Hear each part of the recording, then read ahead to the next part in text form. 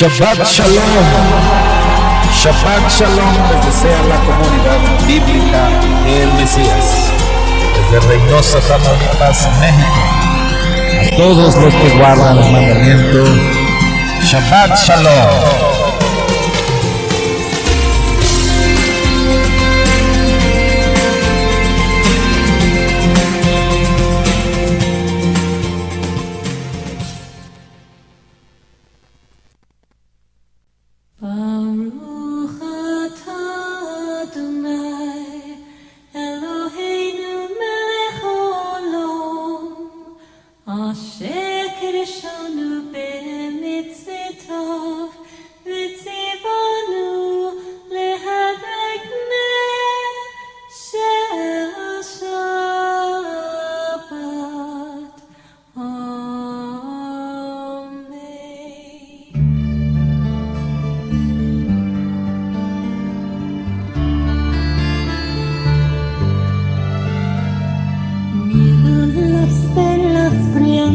de Shabbat, en la noche vibran con suavidad.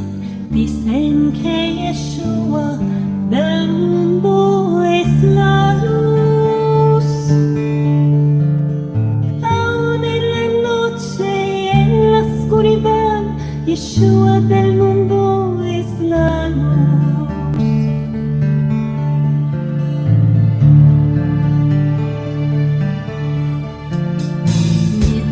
Las telas fieles de Shabbat, por su llama firme sabemos hoy, con nuestra luz al mundo les podremos mostrar que aún en la noche y en la oscuridad, Yeshua del mundo es la luz.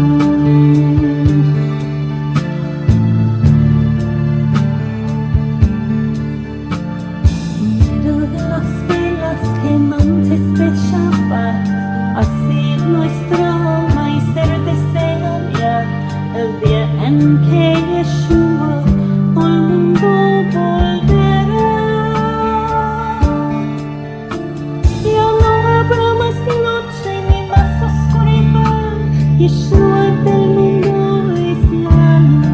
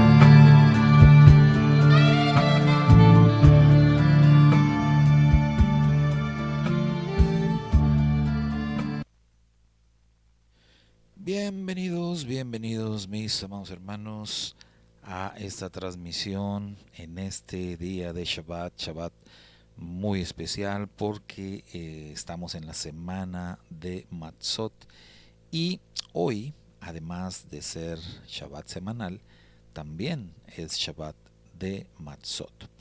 Hoy se da inicio con lo que es el séptimo día de los panes sin levadura, que de acuerdo a las Sagradas Escrituras es guardado como Shabbat. De tal manera que entonces tenemos un Shabbat por partida doble. Shabbat semanal y Shabbat de Matzot. Que el Padre Eterno les bendiga mucho y entonces nos llevaremos hoy una doble bendición de parte del Eterno. Hoy que estamos a día 18 del mes de abril de este 2025 de la era común. Y bueno, quiero comentarles que esta transmisión, o mejor dicho, este video, porque no es transmisión, este es un video pregrabado. De tal manera que entonces me disculpan si no voy a contestar sus comentarios o sus saludos, porque lo estamos pregrabando este videíto en relación a esta semana de Matzot. Y bueno, como lo anunciamos el pasado miércoles, anunciamos que hoy precisamente íbamos a estar hablando acerca de panes sin levadura, en este cierre precisamente de panes sin levadura. Y vamos a seguir con nuestro tema de acuerdo al cuestionario que les proporcionamos a principios de la semana en nuestro boletín semanal. Cada semana por ahí enviamos este boletín digital, que es un boletín de acuerdo a la porción de la Torá correspondiente, pero esta semana no hay porción de la Torá, pero hay celebración de Matzot. Entonces por ahí les estuvimos mandando este boletín con las lecturas para esta semana y también con el test, el cuestionario sobre este tema de los panes sin levadura, que nos sirve como recordatorio, que nos sirve como repaso y por supuesto nos sirve como aprendizaje, porque como lo decimos siempre, cada vez que estudiamos una porción de la Torá descubrimos cosas nuevas, o más bien dicho, mejor dicho, el Padre Eterno, a través de la iluminación de su Ruach, de su Espíritu, nos enseña, nos muestra, nos revela cosas nuevas cada vez que volvemos a leer algún texto de la bendita palabra del Eterno.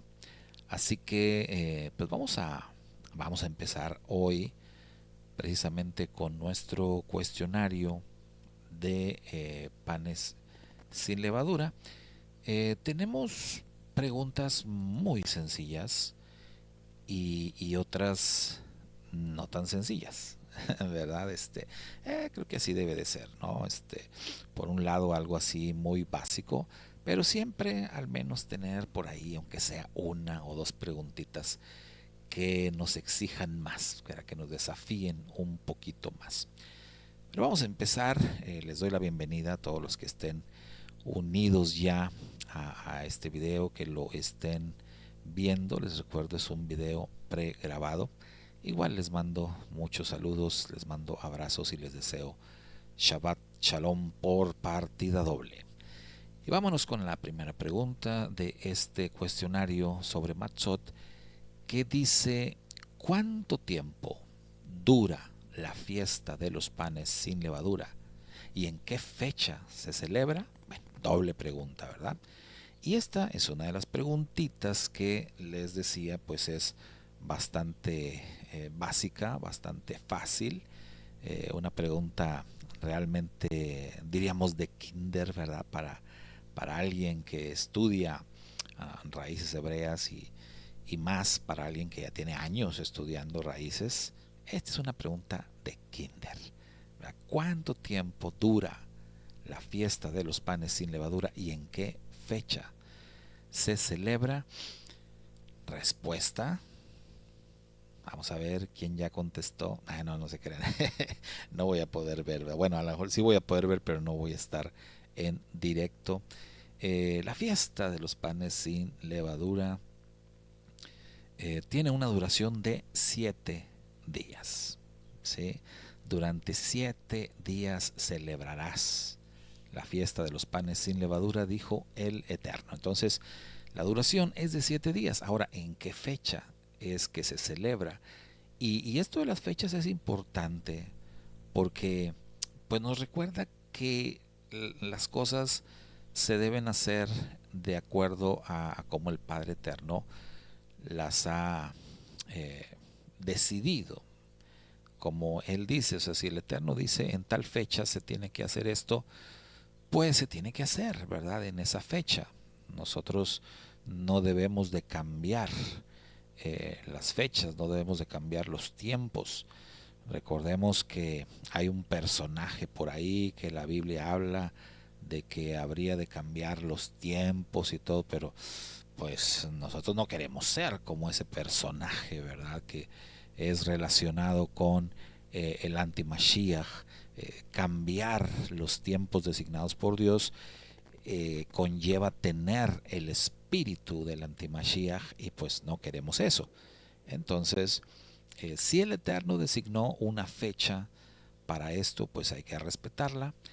Y la fecha, según nos dice la bendita Torah, es del día 15 al día 21 del mes primero.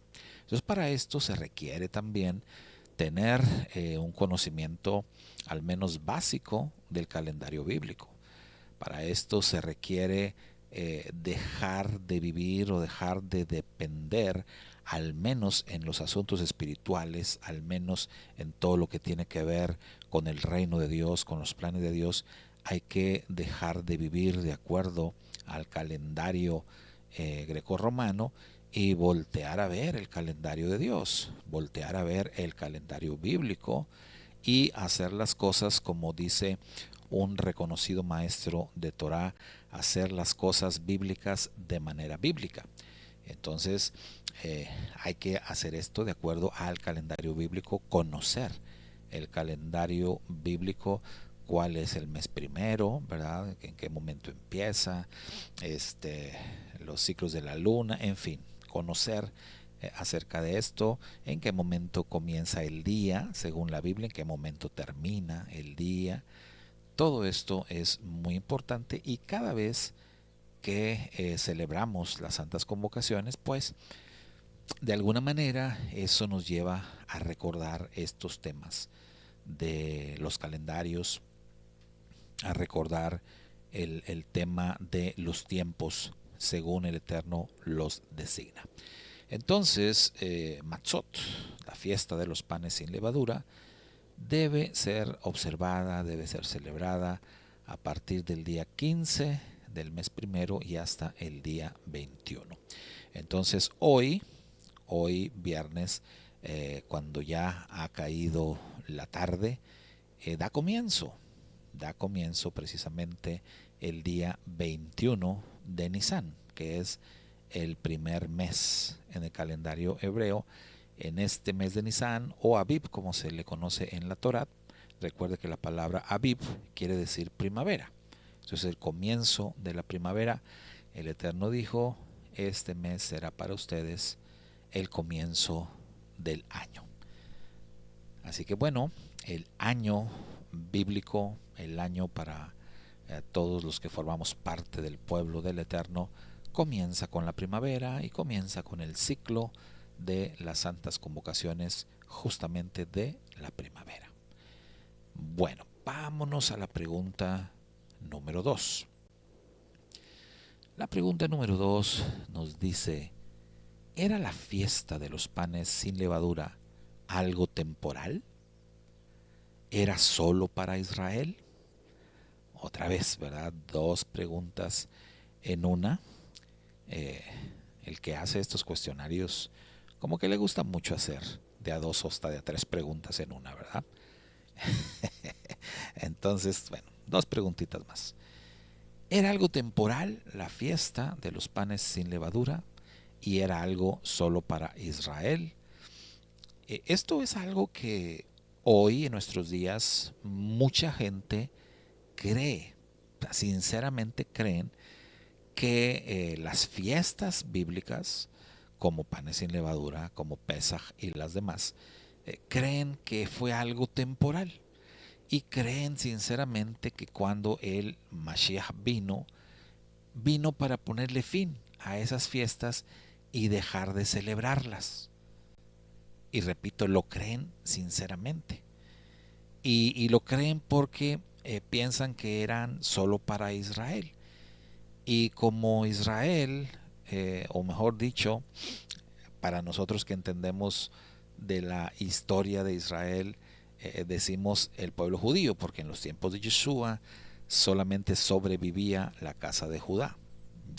Ya la casa de Israel tenía bastante tiempo que había dejado de existir.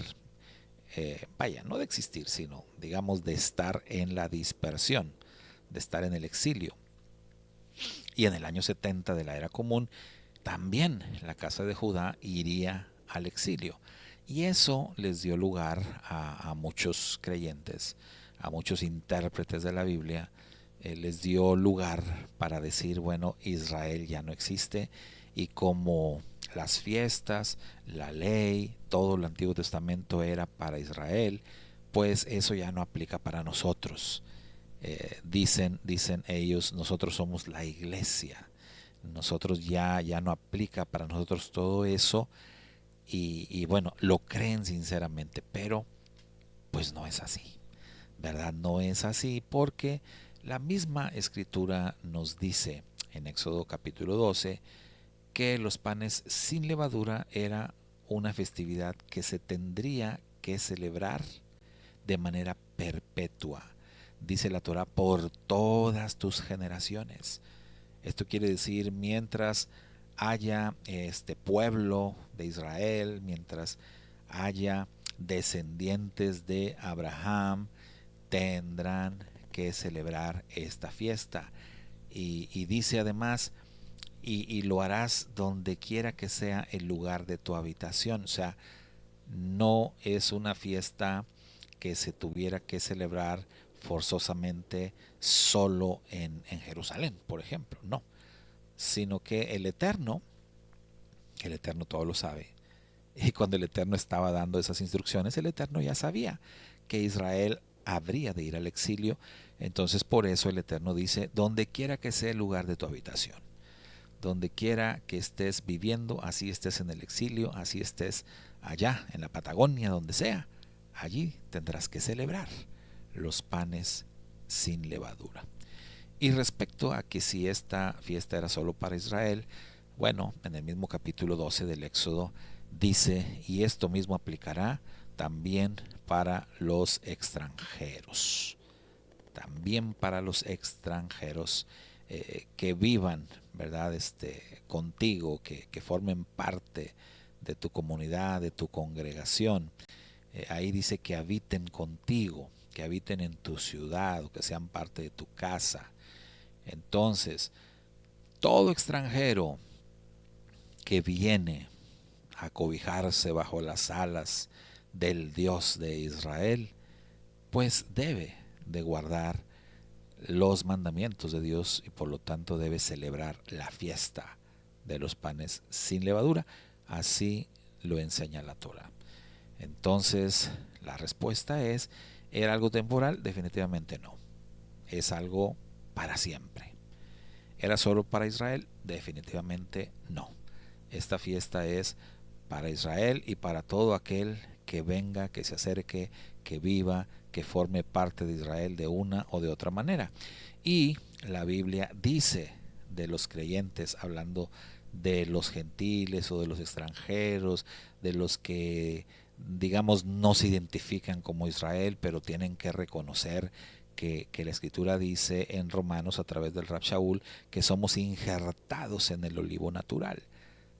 Entonces somos parte de Israel de una o de otra manera, nos guste o no nos guste, y por lo tanto para nosotros es también esta instrucción de celebrar las fiestas, los tiempos designados por Dios, y especialmente, como estamos hablando de panes sin levadura, pues guardar la fiesta de los panes sin levadura. Pregunta número 3. ¿Qué mandamientos o instrucciones debemos observar durante la fiesta de los panes sin levadura? Bueno, hay una serie de instrucciones, por supuesto, que son reveladas ahí en Éxodo 12, también en Levítico 23, en donde se habla también de la fiesta de panes sin levadura. Y vamos a mencionar algunas de las instrucciones, no todas así en específico, pero algunas de las instrucciones, las más relevantes, primero, que debe celebrarse por 7 días. Esa es una instrucción, ¿verdad? Que debe celebrarse del 15 al 21 del mes primero, como ya dijimos. Nada que en el mes segundo o en el mes tercero o nada de que no, pues yo lo voy a hacer del 20 al 27. No. La instrucción dice del 15 al 21 del mes primero. Tiene que durar 7 días. Otra instrucción es sacar la levadura de las casas, ¿sí? No debe haber levadura en tu casa, debes de limpiar tu casa de toda levadura. Otra instrucción, por supuesto, es comer, ¿verdad? Comer panes sin levadura durante los 7 días que dure la fiesta. Esto es también importante. Lo decíamos hace días, asegurarte de comer por lo menos una porción, ¿verdad? Tampoco es que estés come matzah, pero sí asegurarte de cumplir con la mitzvah y comer matzah al menos una porción cada día durante los 7 días que dura la festividad, ¿verdad? Entonces, estos son algunos de los mandamientos, algunas de las instrucciones más relevantes de esta festividad, de la festividad de los panes sin levadura. Bueno, estas son de las preguntas que les decía básicas, ¿verdad? Fundamentales, preguntas así como de kinder, o bueno, ya estas de primaria, ¿verdad? A lo mejor. Pero pues vamos a ver unas preguntas ya un poquito más de nivel, un poquito más difíciles, por decirlo de esta manera. Y la pregunta 4 nos dice: ¿qué es la levadura desde una perspectiva meramente física? Bueno, quizás algunos de ustedes digan: hermano, no está difícil, está fácil también esa pregunta. Bueno, qué bueno, qué bien que a usted le parezca fácil, pero sí es una pregunta un poquito de nivel complicadito para algunos, ¿verdad? Porque muchas personas realmente no saben qué es la levadura, o sea, hablando físicamente, como dice la pregunta. Esto se refiere desde una perspectiva meramente física. ¿Qué es la levadura? ¿Y por qué es importante entender esto? Bueno, porque en estos días, en estas fechas de la festividad de Pesaj y de panes sin levadura, pues recordemos, hoy en día también existen diferentes escuelas, diferentes formas de interpretar la Torah, diferentes maestros, diferentes corrientes de pensamiento, aún dentro del judaísmo. Recuerde usted, tenemos en el judaísmo, está el judaísmo sefardí, está el judaísmo askenazí, y estas dos corrientes a su vez se subdividen en varias escuelas de pensamiento.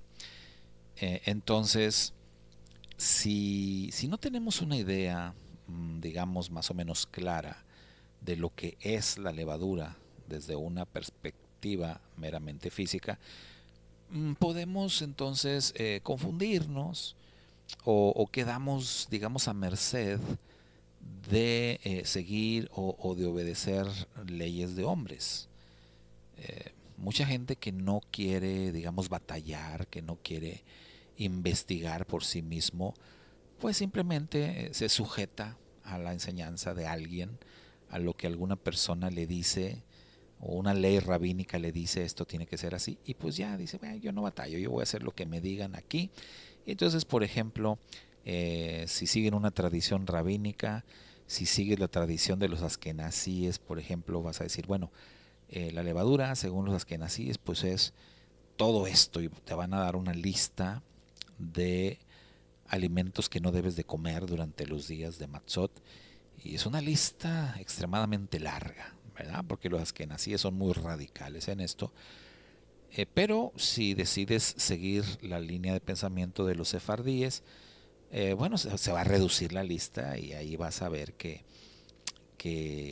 sí se pueden comer algunas cosas que los askenazíes dicen que no, pero los sefardíes dicen que sí, que esto no es levadura y al otro dicen que sí es levadura. Y por eso es que tenemos que más o menos tratar de entender qué es la levadura realmente desde una perspectiva física. Eh, para ello, pues tenemos que decir que la levadura bíblica, la levadura de la que está hablando la escritura en ese momento de la historia, pues no tiene mucho que ver o no tiene tanta conexión con lo que hoy conocemos como levadura. Para que se entienda mejor, en los días de Moisés, en los días que el pueblo de Israel recibe esta instrucción de comer panes sin levadura, para ellos, ¿qué era la levadura? Bueno, ellos al momento de que iban a preparar pan, apartaban, apartaban un pedacito de masa, al momento de amasar, separaban una bolita de masa y esa bolita de masa la dejaban así, ahí separada, por un tiempo, vamos a decir horas o para el día siguiente, y cuando volvían a amasar, ¿verdad? Otra masa, agarraban esa bolita de masa que habían separado y la ponían en la masa nueva. Esa bolita de masa del día anterior o de horas anteriores, esa era la levadura. Esa bolita pequeña era la que iban a poner acá y era la que iba a hacer leudar a toda la masa. Ahora, ¿qué es este proceso de leudado? Bueno, es cuando la masa se crece, ¿sí? Hoy día, por ejemplo, las personas que hacen tortillas de harina o que van a hacer algún pastel, algo así, preparan la masa y la dejan reposando. Ese reposando, ese tiempo que la dejan ahí, que puede ser una hora o más, la dejan reposando y ¿qué pasa después de que la dejan un rato reposando? La masa crece, se vuelve más grande, ya se leudó, ¿sí? Ya se leudó. Entonces, ¿cuál es la diferencia entre un pan leudado y un pan sin levadura? El pan leudado se infla, está inflado, pero también está hueco. Y el pan sin levadura, pues no, ¿verdad? El pan sin levadura no se infla, está plano, pero es como que más pesadito. Cuando hablamos de panes, ¿sí? Entonces, realmente ese proceso de leudar la masa, si tú lo analizas desde una perspectiva, digamos, químicamente, lo que ocurre con esa bolita de masa es que en palabras simples se echa a perder. O sea, no que se eche a perder de que vas a ver feo, no. Pero vaya, atrae, se forman ahí muchas bacterias en ese pedacito de masa. Que después ese pedacito de masa revuelto con la masa nueva, pues leuda toda la masa, es decir, las bacterias se propagan. ¿Y qué hacen esas bacterias? Bueno, las bacterias ayudan a inflar el pan, pero en realidad es como un pan que está muerto, porque está como que bofo. ¿Sí entienden el concepto? Es como, todos conocen estos panes inflados, pues como una concha o como un bolillo, ¿verdad? Que pues está inflado, está bofo, como hueco, ¿sí? Ese es el efecto que causa la levadura. Entonces en los días de Moisés, eso era la levadura. En la noche del primer Pesaj que se celebró en Egipto, no había tiempo, para preparar panes con levadura. Entonces por eso no había tiempo para separar la masa y esperarte varias horas. No. Entonces era hacer los panes muy rápido. Y al hacer los panes muy rápido, lo que tienes es pan sin levadura. Entonces, si tú amasas la masa, tú amasas tu harina, hasta hoy día, ¿verdad? El proceso dentro de las leyes rabínicas dicen tienes que hacer los panes en menos de 18 minutos, porque según esto, ya después de 18 minutos la masa se leuda. Entonces, el proceso lo tienes que hacer rápido. Amasar, extender y cocer tus tortillas en menos de 18 minutos. Si lo logras, tienes pan sin levadura. Si te pasas, según las leyes rabínicas, pues ya no es kosher, ¿verdad? Ya no es matzah, ya es hametz. O sea, ese pan ya crió bacterias, ya tiene levadura. Entonces, la levadura desde una perspectiva meramente física es eso. Es la masa que ya atrajo bacterias o que ya se contaminó con bacterias. Eso es la levadura bíblica. Y concretamente pues está hablando de la levadura relacionada a la harina para hacer pan. No como hoy día dicen, no, pues es que la levadura que tiene, no sé, otros alimentos, ¿no? Que contienen levadura. Hoy en día se usa mucho la levadura como conservador. Entonces, muchos alimentos tienen o contienen levadura como conservador. Por eso les decía, la lista de los askenazíes se vuelve interminable, porque ellos interpretan que la levadura que no se debe consumir pues es también toda esa. Entonces ellos, todos los alimentos que usan conservadores no se pueden comer. Pero pues la verdad, siendo honestos y apegándonos al texto bíblico, la levadura bíblica era conectada o relacionada a la masa que se utilizaba para preparar panes. Entonces, eso es desde una perspectiva física la levadura. Repito, la masa que ya por cuestión de tiempo pues ya estaba criando bacterias o se contaminaba con bacterias, con bichos con microorganismos, ¿verdad? Eso es la levadura físicamente hablando. Ahora, nuestra siguiente pregunta, la 5, dice, ¿qué es la levadura? Pero ahora, desde una perspectiva espiritual, desde una perspectiva simbólica. Y bueno, allí la palabra de Dios relaciona, conecta la levadura con el pecado, con la maldad.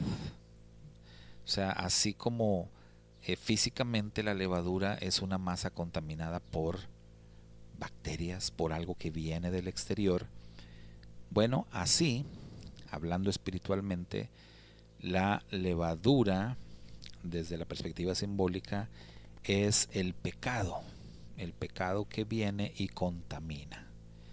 El pecado que, digamos, estando tú en una condición como Adán, hablando de Adán y Eva, que estaban en una condición pura, perfecta, y sin embargo el pecado vino y entró en ellos como un agente exterior que vino y contaminó, y ellos dejaron de ser matzá para convertirse en hametz, dejaron de ser pan sin levadura para convertirse en pan leudado.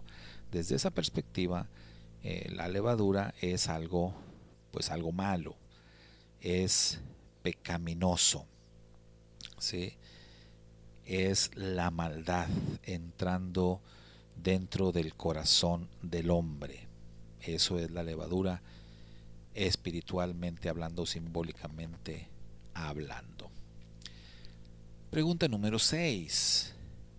¿Cuál es la principal diferencia entre un pan con levadura y un pan sin levadura desde la perspectiva física? ¿Qué los diferencia? Bueno, Ya mencionábamos, ¿no? Que la diferencia es el pan con levadura es más grande, ¿verdad? Inflado, bofo, pero en este caso lo que marca la principal diferencia entre el pan con levadura y el pan sin levadura, lo decíamos hace unos momentos, la diferencia principal es el tiempo, mis hermanos. El tiempo. Entonces, ya dijimos, ¿no? Si tú estás queriendo preparar pan sin levadura, si tú haces tu propio pan, tu propia matzá, lo que tienes que hacer, como los israelitas en Egipto, que dice que prepararon apresuradamente, ¿sí? Apresuradamente prepararon su matzá, su matzot, eh, porque la diferencia la hace el tiempo, porque ellos sabían que era vital no pasarse de cierto tiempo para que no se les contaminara la masa. Entonces es como que estás contrarreloj, ¿verdad? Elaborando tu, tu matzá, tu pan sin levadura. Y esa es la diferencia. La diferencia la marca el tiempo. Decíamos que hoy en día se habla de 18 minutos. Obviamente esta no es una conclusión hecha al azar, ¿verdad? O sea, hay estudios que respaldan esto. Hay estudios, ahora sí que por parte de químicos reconocidos que respaldan esto, de que después de 18 minutos, pues ya el riesgo de contaminación de la masa es alto. O sea, no quiere decir que 18 minutos y el primer segundo ya se contaminó, no, pero quiere decir que a partir del minuto 18 el riesgo de contaminación es alto. Entonces por eso la prisa, por eso el ir contrarreloj, por eso el esforzarse. O sea, si yo sé que el minuto 18 el riesgo es muy alto, entonces, ¿qué voy a hacer si estoy preparando matzá? Obviamente me voy a esforzar por hacer mi matzá en 10 minutos, en 12, quizás en 15 a lo mucho. O sea, quiero decir, no me voy a arriesgar. ¿Sí me explico? Digo, hay quienes les gusta la adrenalina, quienes les gusta el peligro, quienes les gusta los riesgos, pero pues eso no es bueno. Es mejor hacer las cosas dentro de parámetros seguros. Es como, bueno, hay personas que, poniendo un ejemplo, ¿no? Hay personas que tienen coche y que se esperan para cargar gasolina hasta que ya la aguja está en lo rojo o menos, o que si trae advertencia el coche, empieza a salir ahí en la pantalla la advertencia de ya échale gasolina, ya. Y hay quienes corren el riesgo de que el carro se apague y pues ya no quiera seguir funcionando porque ya se le acabó la gasolina. ¿Para qué correr riesgo? Mejor con tiempo, ¿verdad? Carga tu gasolina. ¿Sí? Bueno, eh, esta es la diferencia entre el pan con levadura y el pan sin levadura. El factor tiempo. Eso es lo que marca la gran diferencia. Y eso nos lleva a la siguiente pregunta. La pregunta 7. ¿De qué manera el factor tiempo influye o decide sobre los niveles de santidad o pecaminosidad de los creyentes en el Dios de la Biblia? Entonces pasamos otra vez del plano de lo físico al plano de lo espiritual. Y decíamos que el tiempo es la principal diferencia entre matzá y hametz. Entonces, el factor tiempo también nos afecta en lo espiritual. El factor tiempo también incluso puede decidir sobre nuestro nivel de espiritualidad, si estamos bien o si estamos mal delante del Eterno. Y pues tenemos que decir que sí. Tenemos que decir que sí. Y es que decíamos hace rato, el Eterno Muchas de sus instrucciones tienen que ver con tiempos exactos. Muchas de sus instrucciones tienen que ver con el hacer las cosas cuando Él las dice, no cuando tú quieras. Entonces definitivamente tenemos que decir que sí influye el factor tiempo. De hecho hay una escritura que dice: en lo que requiere diligencia, no perezosos, o sea, no te esperes. ¿Saben que hay mucha gente que, hablando de, ahorita que estamos en la temporada de Pesaj y que recientemente hicimos nuestro ser de Pesaj, recordando también, por supuesto, los padecimientos de nuestro Santo Maestro Yeshua allá en el madero? Y saben ustedes que hay mucha gente que aplica, o que según ellos piensan aplicar, la de el ladrón. ¿Se acuerdan? Mashiach estuvo entre dos ladrones. Uno de ellos lo injuriaba, el otro declaró fe en el Hijo de Dios. Y mucha gente pretende aplicar la del ladrón. Y dicen: no, pues yo, así como el ladrón, yo me voy a esperar al último momento. Me voy a esperar a que cuando ya esté yo ahí en mi lecho de muerte, agonizando, a punto de morir, pues ahí me voy a convertir, ahí voy a aceptar, ¿no?, al Señor en mi corazón, y ahí me voy a salvar. No, se equivocan, ¿verdad? Las cosas no son así. Por eso dice la Escritura: en lo que requiere diligencia, no perezosos. O sea, las cosas hay que hacerlas a tiempo. ¿Sí? El factor tiempo es muy importante, como decíamos. ¿Para qué te vas a arriesgar a hacer tus panes o cocinarlos arriesgándote al minuto 18? No, pues hazlo más a prisa, termina lo más pronto posible. Entonces, claro que el tiempo nos va a afectar. El Eterno en su misericordia nos visita durante el periodo de tiempo de nuestra vida. El Eterno nos visita en diferentes ocasiones, o nos da la oportunidad de acercarnos a Él, de convertirnos a Él en diferentes etapas. Y eso, por supuesto, que marca una diferencia importante, porque he conocido personas que tuvieron la oportunidad de seguir a Dios desde niños, y que sin embargo, pues no quisieron, se alejaron, se apartaron, y algunos, pues ya siendo adultos mayores, tomaron la oportunidad. Digo, otra vez el Eterno les visitó, recibieron una segunda, quizás una tercera, cuarta, quinta oportunidad. Pero el Eterno es bueno. Esto no quiere decir que a todos les va a dar muchas oportunidades, pero en algunos casos así es.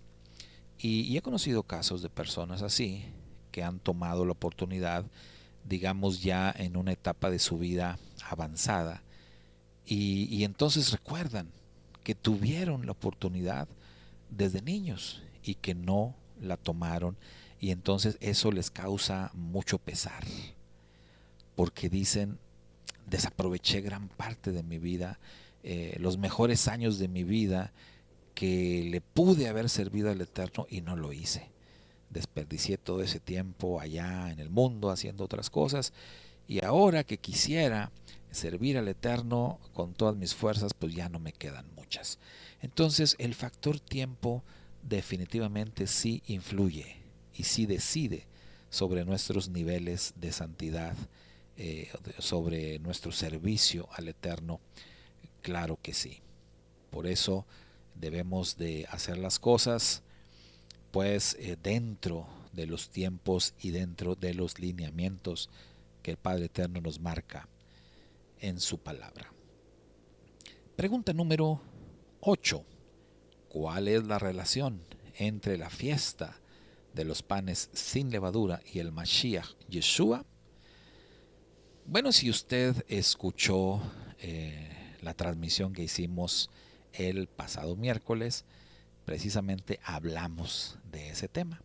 Si usted no la escuchó, bueno, le invito a que busque la transmisión aquí en nuestro canal de YouTube y escuche, porque ahí dedicamos todo el tema precisamente a hablar de esa relación, de esa conexión entre los panes sin levadura y el Mashiach Yeshua. Pregunta número 9. ¿Cuáles fueron los 3 tipos de levadura de los que habló nuestro santo maestro de justicia, Yeshua HaMashiach? Esta pregunta es muy buena. Esta pregunta es de, digamos, ya de un nivel más elevadito, ¿verdad? Porque todo lo que Mashiach enseñó es del más alto nivel. Y nuestro santo maestro habló de 3 tipos de levadura. Él habló o hizo mención de la levadura de los fariseos. También hizo mención de la levadura de los saduceos. Y también mencionó la levadura de Herodes. ¿De qué estaba hablando el Mashiach Yeshua cuando se refirió a estos 3 tipos de levadura? Bueno, miren, para esto tenemos que conocer un poquito acerca de lo que era el judaísmo en los tiempos de Yeshua. ¿Quiénes eran los fariseos? ¿Quiénes eran los saduceos? ¿Quién era Herodes? ¿Sí? Y entonces así vamos a entender qué es la levadura de los fariseos, qué es la levadura de los saduceos y cuál era la levadura de Herodes. Si usted ha estudiado un poco acerca de esto, entonces usted sabe, por ejemplo, que los fariseos, en cuanto al conocimiento de las escrituras, ellos eran los mejores. Los fariseos de verdad eran expertos en la ley, expertos, por eso se les llama los maestros de la ley. De hecho, su majestad Yeshua reconocía ese conocimiento y incluso Mashiach decía, en la silla de Moisés se sientan los fariseos. Se conocen la ley. E incluso el Mashiach decía a la gente, hagan lo que ellos dicen. O sea, ellos enseñan muy bien, o sea, son muy buenos maestros. Pero el problema era, y lo dijo su majestad Yeshua, cuando dijo hagan lo que ellos dicen, pero no hagan lo que ellos hacen. Porque ellos dicen una cosa y hacen otra. Entonces, ¿cuál era la levadura de los fariseos? Principalmente, y Mashiach lo condenó reiteradamente este asunto, pues la doble cara, la hipocresía, la doble moral. Esa era la levadura de los fariseos. Y es la levadura que el Mashiach nos ordena como sus discípulos evitar. Eviten la levadura de los fariseos. Eviten la hipocresía. Eviten la doble moral. Eviten la doble cara. ¿De qué sirve? Mire, estaba viendo, creo que hoy o ayer, estaba viendo por ahí un video donde un sacerdote de la iglesia popular, de la iglesia católica, está enseñando a sus feligreses. Y usted sabe que, por ejemplo, en el catolicismo, pues ellos no comen carne roja, no comen carne en estos días, para ellos días de Semana Santa. Creo que sobre todo hoy, ¿verdad? Los viernes, lo que le llaman el Viernes Santo, como que tienen prohibido comer carne roja. Y como que es más una tradición para ellos comer pescado. Pero este sacerdote, en ese video que vi, le está enseñando a los feligreses y les dice, miren, pues por una cuestión práctica dice, hoy en este día el pescado está muy caro, porque le suben mucho el precio al pescado, y la carne, pues como no se come, la dan más barata. Entonces él le dice a los feligreses, les voy a dar un consejo. Coman carne, coman toda la carne que puedan para que se ahorren unos pesos y aunque coman carne, pero miren, pero dejen de hablar del prójimo, dejen de hablar mal de las otras personas. mejor cuídense de eso y atásquense la carne que quieran. Y bueno, este es algo, digamos, que quizás a algunos les causa risa, pero en realidad, lo que él está diciendo tiene razón, porque es como que, ¿qué es más importante? ¿Qué es más importante? ¿El aspecto físico de un mandamiento o el aspecto espiritual? O en otras palabras, ¿de qué sirve que cumplas un mandamiento en su aspecto físico, pero lo quebrantas en el aspecto espiritual? ¿De qué sirve, por ejemplo, para nosotros el abstenernos de comer panes con levadura? ¿De qué sirve que estemos comiendo panes sin levadura los 7 días, pero en cambio estamos pecando constantemente? Estamos cometiendo lo que en hebreo se le llama lashon hara, la lengua maligna. Entonces, ¿de qué sirve? Pues de nada, ¿verdad? De nada. Y es lo que decía este sacerdote. Entonces, Yeshua hace un llamado a evitar la levadura de los fariseos, que principalmente era la hipocresía, repito, la doble cara, la doble moral. En otras palabras, la vida práctica. Ellos teóricamente eran muy buenos.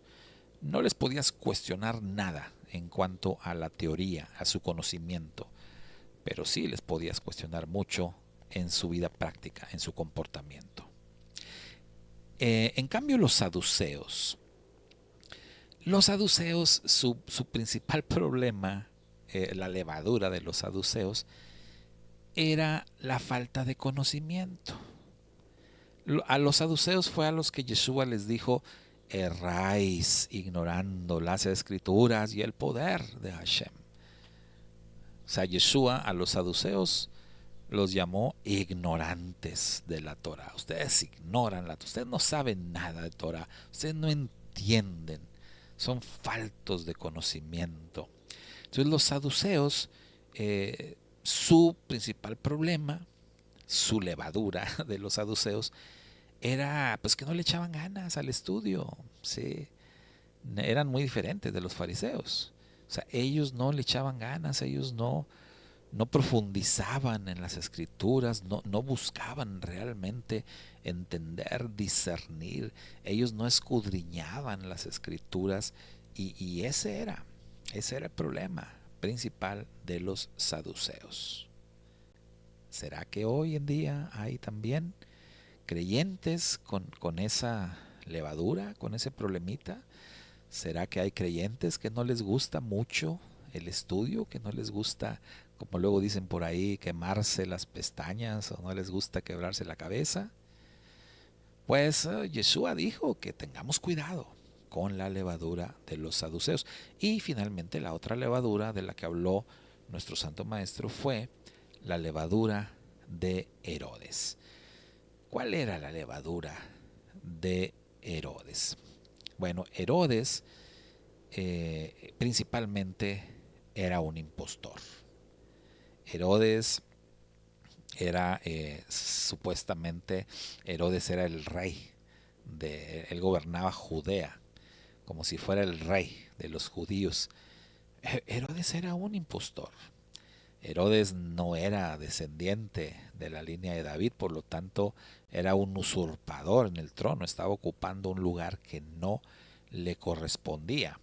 Eso era su principal problema, además de que pues era un falso, era alguien que cometía todo tipo de pecados. Herodes, el rey Herodes, mató a Juan el Bautista por recriminarle su pecado, por echarle en cara su pecado, por ser un adúltero. Entonces, digamos que Herodes definitivamente era un tipo muy, muy carnal. Herodes ahora sí que ni conocimiento ni tampoco práctica. La levadura de Herodes era lo más terrible. A Herodes le fallaba todo. Él ni tenía conocimiento de las escrituras y por lo tanto ni le interesaba guardar las escrituras. Él era un pecador de tiempo completo. Entonces esa era la levadura de Herodes. El Mashiach Yeshua hace un llamado a los suyos diciendo: tengan cuidado con estos tres tipos de levadura. Y bueno, nuestra última pregunta, la pregunta número 10: ¿qué parábola de Yeshua habla sobre la levadura? ¿Y cuál es la enseñanza de dicha parábola? Bueno, entre las parábolas de el Mashiach, ¿verdad? Muchas de esas parábolas pues tienen que ver con el reino, ¿verdad? Por supuesto, con el reino de Dios. Y en el caso de esta parábola, conocida como la parábola de la levadura, pues tiene que ver con el reino de Dios. Ahora bien, ¿cuál es la enseñanza de esa parábola? ¿Qué es lo que Yeshua quiso transmitir cuando habló de la parábola de la levadura? Mire, les quiero leer algo que al estar viendo en Google, consultar acá en el buscador sobre la parábola de la levadura, me encontré con que muchas páginas, muchos intérpretes, sobre todo dentro del cristianismo, dentro de la teología cristiana, tienen la misma postura. O sea, tienen el mismo sentir o la misma interpretación de la parábola de la levadura. ¿Y cómo se interpreta? Se los leo. Dice así: parábola de la levadura. El relato de la parábola de la levadura es breve, pero lleno de significado. Jesús dice: el reino de los cielos es semejante a la levadura que una mujer toma y mezcla en 3 medidas de harina hasta que toda la masa fermenta. Mateo 13:33. Luego añade: a través de esta imagen cotidiana, Jesús revela cómo el reino de los cielos actúa en el mundo y en los corazones de las personas. La levadura, a pesar de ser pequeña y aparentemente insignificante, tiene un poder transformador. Del mismo modo, el reino de Dios, aunque comienza de manera pequeña y humilde, tiene el potencial de influir y transformar todo a su alrededor. Entonces, de esta manera es como interpretan el tema de la levadura.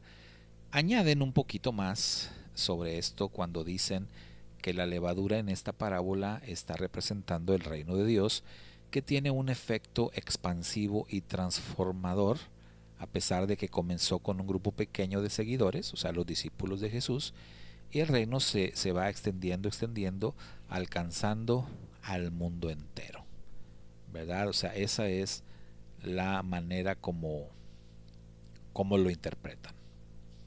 Ahora, ¿será correcto? ¿Será correcta esta manera de interpretación? Está bonito, ¿no? O sea, pues sí está bonita la interpretación. Digo, es algo positivo, lo ven como algo muy positivo y como algo muy bueno. Y, y yo no digo que no sea así, porque es cierto. Es cierto que el reino comenzó con poquitas personas y es cierto que fue creciendo, que se fue expandiendo, que se sigue expandiendo. Esto es verdad. Pero la pregunta es: ¿será correcta esa interpretación de la parábola de la levadura? Y bueno, por más bonita y más práctica que sea la enseñanza, lamentablemente tenemos que decir que la interpretación no es correcta. No es correcta porque, como ya dijimos, la levadura, desde una perspectiva espiritual, en las Sagradas Escrituras usualmente es relacionada con el pecado, es relacionada con el mal. Y pues no es la excepción. ¿Cómo podemos saber esto? Bueno, recuerde usted que siempre para interpretar correctamente un texto hay que tomar muy en consideración el contexto, ¿sí? Y el contexto en Mateo capítulo 13, pues son otras parábolas, justamente. En Mateo 13, el Señor, nuestro Santo Maestro Yeshua, está hablando en parábolas. Y al principio del capítulo 13 tenemos la parábola del sembrador, ¿verdad? Mashiach dice que habló con parábolas, y parábolas en donde está hablando del reino de Dios. Esa parábola del sembrador ni los discípulos la entendieron. Después el Mashiach se las tuvo que explicar, ¿verdad? A los discípulos. Y si usted lee ahí la explicación de el Mashiach, bueno, el Mashiach dijo, cuando alguien oye la palabra del reino y no la entiende, viene el malo y arrebata lo que fue sembrado en su corazón. Entonces vean ustedes cómo él empezó la explicación. Quiere decir que el Mashiach está advirtiendo primero sobre lo malo que te puede pasar. Esa fue su explicación. O sea, lo primero, lo más importante de la parábola del sembrador es que si alguien escucha la palabra, ¿verdad? Y no la entiende, como los saduceos, que no le echaban ganas, no entiende, no le echas ganas para entender, entonces viene el malo y arrebata lo que fue sembrado en tu corazón, ¿verdad? Después el Mashiach enseñó sobre la parábola de el trigo y la cizaña, ¿verdad? El trigo y la cizaña, que también, bueno, ya hemos hablado otras veces acerca de esta parábola y hemos analizado el parecido que hay entre el trigo y la cizaña, que prácticamente son como casi iguales, ¿verdad? Si tú ves un manojo de trigo y un manojo de cizaña, físicamente, o sea, son muy parecidos, es muy difícil ver la diferencia.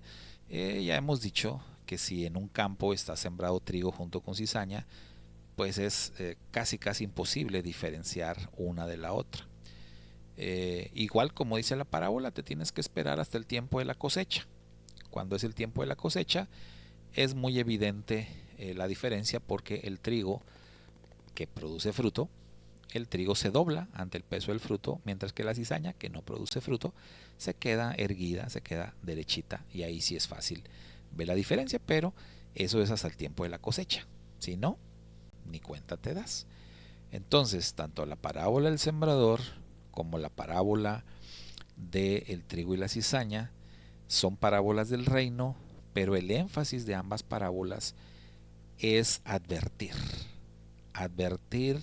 a los discípulos sobre peligros espirituales. Entonces, ese es el contexto donde aparece la parábola de la semilla de mostaza, ¿verdad? En ese contexto de advertencias de peligros. Entonces dice, otra parábola les refirió diciendo, el reino de los cielos es semejante, esta es la del grano de mostaza, que también es parte de este mismo texto, la parábola de la semilla de mostaza, donde dice, el reino de los cielos es semejante al grano de mostaza que un hombre tomó y sembró en su campo, el cual a la verdad es la más pequeña de todas las semillas, pero cuando ha crecido es la mayor de las hortalizas y se hace árbol, de tal manera que vienen las aves del cielo y hacen nidos en sus ramas. Entonces vea usted también aquí, esta también es una parábola del reino en el mismo contexto de advertencia de los peligros, de las amenazas que hay contra el reino de Dios. Entonces la semilla se convierte, cuando crece, la semilla de mostaza, en una de las más grandes hortalizas. Entonces, para aquel que le gusta estudiar, y es importante siempre tratar de entender las cosas primero en su perspectiva física y ya luego en la perspectiva espiritual. Entonces, si estudias esta parábola de la semilla de mostaza desde una perspectiva física, pues te vas a dar cuenta que una hortaliza no se convierte en un árbol. O sea, una hortaliza es una cosa y un árbol es otra cosa, son diferentes. Entonces, cuando la parábola dice que la hortaliza se hizo árbol, ahí algo no anda bien, algo no está bien, algo ocurrió. Aquí ya estamos hablando de una situación mala, algo malo pasó. Y luego, además dice que ese hortaliza se vuelve árbol y las aves del cielo vienen y hacen nidos en sus ramas. Contexto, nos regresamos un poquito a la parábola de el sembrador. ¿Qué representan las aves del cielo? El maligno, ¿sí? El maligno, el malo que viene y arrebata. Entonces, en esta otra parábola, otra vez aparecen las aves del cielo y hacen nidos en las ramas de lo que fue una hortaliza, pero después tuvo ahí una transformación media maligna, media macabra, y se hizo un árbol y ahora tiene aves malignas anidando en sus ramas. Entonces, otra vez, son advertencias de peligro para el reino de Dios, advertencias de peligros espirituales. Bueno, y ahora sí, llegamos a la parábola de la levadura. Otra parábola les dijo: el reino de los cielos es semejante a la levadura que tomó una mujer y escondió en 3 medidas de harina hasta que todo fue leudado. En otras palabras, hay otro texto que dice: un poco de levadura leuda toda la masa, echa a perder toda la masa, contamina toda la masa. Entonces, realmente, la interpretación que mucha gente le da a esta parábola es incorrecta, porque la convierten en algo positivo cuando en la mente de Yeshua no estaba eso. Yeshua está advirtiendo de peligros. Yeshua está señalando no cosas positivas de la levadura, sino algo negativo, algo malo. De hecho, por eso él enseñó contra la levadura de saduceos, fariseos, Herodes. Y aún también uno de los discípulos más aventajados de Yeshua, el Rab Shaul, aquel que es conocido como Pablo, también habló de eso. Él fue el que dijo: un poco de levadura leuda toda la masa. Y el Rab Shaul habló de la levadura de los corintios. Y usted ha estudiado la carta a los corintios, usted sabe que aquella congregación tenía muchos problemas. Había mucha levadura en aquella congregación. Entonces, para concluir con esta pregunta última de qué significa o cuál es la enseñanza de la parábola de la levadura, pues simple y sencillamente es tener cuidado. Es una advertencia a que te cuides del pecado, a que no le des entrada, ni siquiera a un poquito de pecado, porque poquita levadura leuda toda la masa. Y bueno, mis amados hermanos, pues de esta manera estamos ya llegando al final de esta enseñanza, al final de este video, en donde le damos la bienvenida a un día más de Shabbat semanal, pero también le damos la bienvenida al último día de panes sin levadura en este 2025 de la era común. Y pues ya pronto nosotros estaremos iniciando con la cuenta del Omer al concluir este día de Shabbat, séptimo día de panes sin levadura. Estaremos dando inicio al conteo del Omer hasta llegar a la Santa Convocación de Shavuot. Mientras tanto, pues Shabbat Shalom por partida doble, que el Padre Eterno les regale un muy, pero muy bendecido día de Shabbat.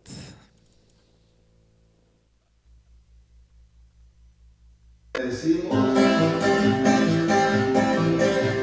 Shabbat Shalom, Shabbat Shalom, que trae la paz que nos da el amor. Shabbat Shalom, Shabbat Shalom, que trae la paz que nos da el amor. Vamos a cantar con aquello que